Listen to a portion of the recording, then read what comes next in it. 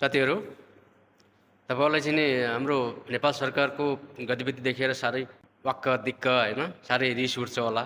यो सरकारले चाहिँ नि दुई मुक्का हानेर उहिनेर ढलाइदिउँ, ठाउँको ठाउँ ढलाउँ जस्तो लाग्छ होला होइन साथीहरू। यो स्वाभाविक पनि हो र यो सरकारले काम पनि त्यस्तै गरेको छ। राम्रा मान्छेहरूलाई चाहिँ नि निशाना बनाएर एकदमै कसैलाई जेल हाल्ने, कसैलाई चाहिँ नि बर्खास्त गरेर कामबाट निकाल्ने काम गरिरहेको छ। एकदमै यो नलायक काम गरेको छ हैन। जुन चाहिँ गुन्डागिर्दी गर्ने व्यक्तिहरू, जुन चाहिँ भ्रष्टाचारी गर्ने व्यक्तिहरूलाई चाहिँ नि सरकारमा सामेल गरेको छ। राम्रा व्यक्तिहरूलाई चाहिँ नि यस्तो नराम्रो काम हैन एकदमै सजाय दिने काम गरिरहेको छ, जसले नेपाललाई लोड सेटिङ 18 घण्टाको लोड सेटिङ मुक्त गरेको छ, जसले अँध्यारो नेपाललाई उज्यालो नेपाल बनाएको छ। त्यस्ता मान्छेहरूलाई 0 नम्बर दिएर बर्खास्त गरेको छ, जस्तै कुलमान घिसिङलाई। अनि रवि लामिछानेले केही न केही गर्छु नेपाललाई विश्वसामु चिनाउँछु हैन।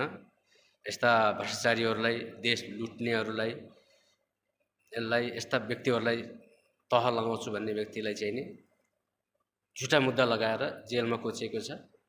अब यिनलाई चाहिँ नि अब दुई मुक्का कहाँनिर हान्नुपर्छ भने साथीहरू, अहिले त यिनीहरूसँग शक्ति छ, पावर छ हैन, यिनीहरूले जे पनि गर्न सक्छन्। यिनीहरूलाई दुई मुक्का कहाँनिर हान्नुपर्छ भनेपछि 2084 को चुनाव आउँदैछ नि, त्यति बेला चाहिँ नि हामीले एउटा पनि सिट नआउने गरेर सर्लक्कै नयाँ पार्टी, नयाँ अनुहारलाई हामीले दिनुपर्दछ।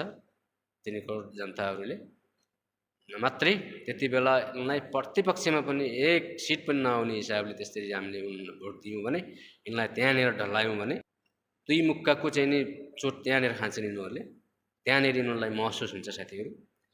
त्यसकारण साथीहरू अब के गर्ने, अहिले चाहिँ नि यिनीहरूकै पावर शक्ति छ, अहिले त केही गर्ने सकिँदैन। अहिले धैर्य गर्न बाहेक अरू त केही गर्न सकिँदैन साथीहरू।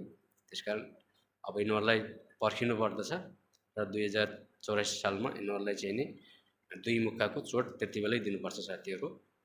एउटा पनि प्रतिपक्षमा बस्ने एउटा पनि नहोस्, त्यो तरिकाले दिनुपर्छ साथीहरू। के लाग्छ तपाईँहरूलाई? भन्न सक्नुहुन्छ साथीहरू।